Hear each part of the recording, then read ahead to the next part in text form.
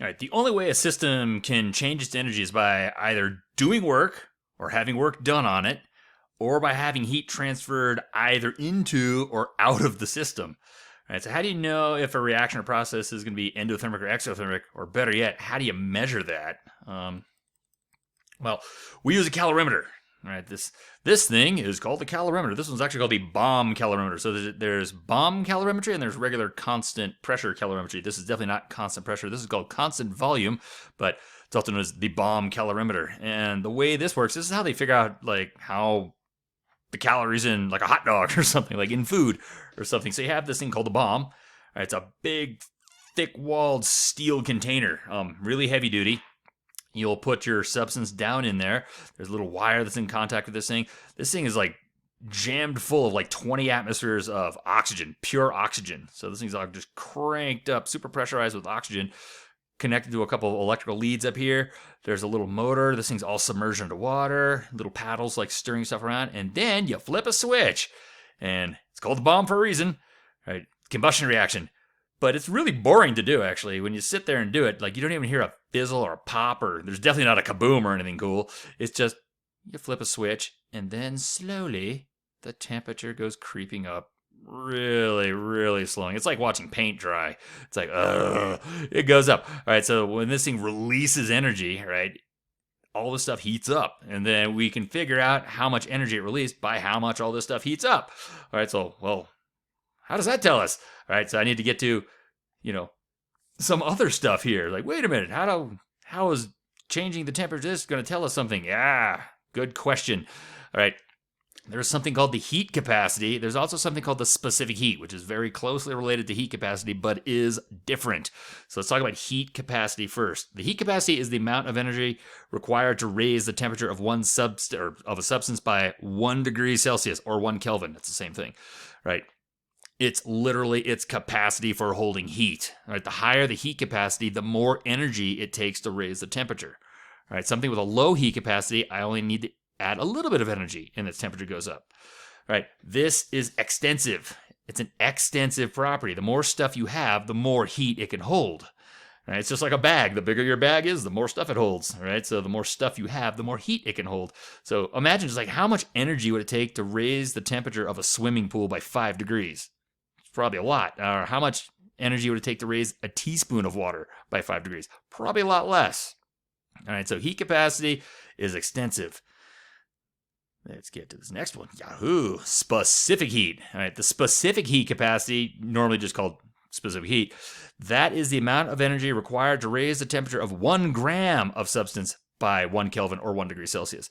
All right, so now it's specifying per gram. So this is now per gram. Therefore, it is intensive now. So if I go back to my swimming pool example, right, the amount of energy it took per gram of water in my swimming pool to raise the temperature by 5 degrees is going to be the same amount of energy it takes per gram of water to raise that teaspoon up, all right, because they're both water.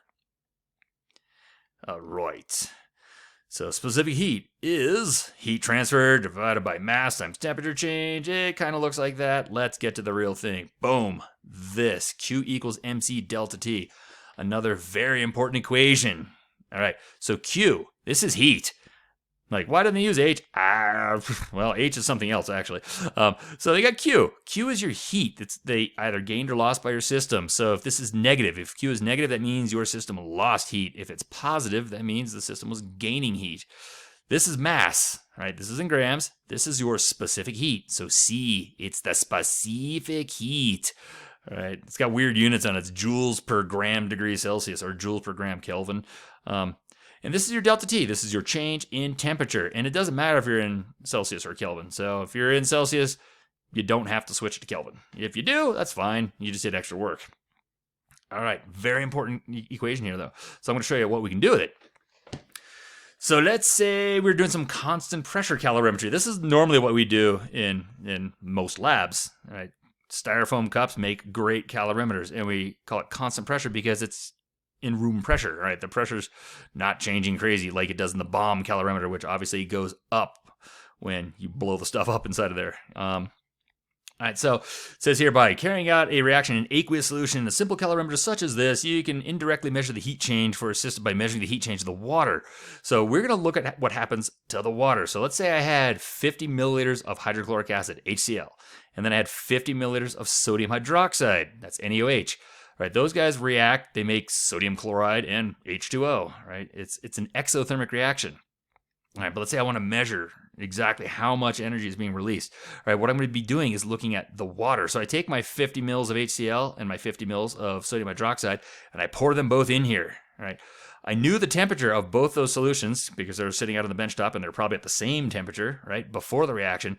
But now that they're in here reacting, I can watch this temperature go up. So as the temperature goes up, it's finally going to peak out at some highest point.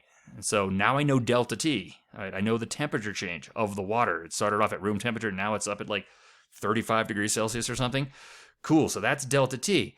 I know mass because I know the density of water. It's about 1 gram per milliliter at 50 mils plus 50 mils. So there's 100 grams of water in here. Q equals MC delta T. I have delta T. I have M. C, 4.184. It's the specific heat of water. All right. So I can measure the heat change of the water. I know the mass of the water. I know the specific heat of the water. I can figure out, I can calculate the energy that went into the water that raised its temperature. Where did that energy come from? It came from the reaction of my HCl and NaOH. So I now know how much energy that reaction released. And if I know, how much stuff I had, I can do it per mole, which is usually what we end up doing. All right, so whoops, flipped that thing a second ago. All right, one more handy equation here. Really handy equation. This is not in your book. It's kind of, I think I don't know. I think I actually made this up a long time ago. This tells me like the heat lost by the hot side equals the heat gained by the cold side. I call this the old hot cold problem thing. So the hot thing, cold thing problems are really common for like thermodynamics problems. They'll always get like the hot thing, cold thing. So if I take this big scalding hot piece of iron and I drop it into this tub of cold water, like what's going to happen?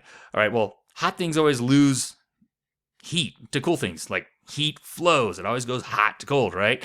So your hot thing will cool off, your cold thing will warm up, and they'll meet somewhere in the middle. Once those temperatures are the same, there's no more heat flow. They're at the same temperature, right? And a lot of these problems we're going to ask you, like, what is that final temperature? If I drop this 90-degree chunk of iron into this water that's only like 10 degrees Celsius, what's the final temperature of the iron and water? You do that with this cool little equation here. So the heat lost by the hot thing equals the heat gained by the cold thing. So what is Q? It's MC delta T. So you end up having like negative and then parentheses MC delta T equals positive MC delta T. But these are for two different things. So you have MC delta T for your hot thing. You have MC delta T for your cold thing. And we'll work some examples of this in class. They're actually pretty cool. All right, that is that for this little chunk. Catch you in the next one.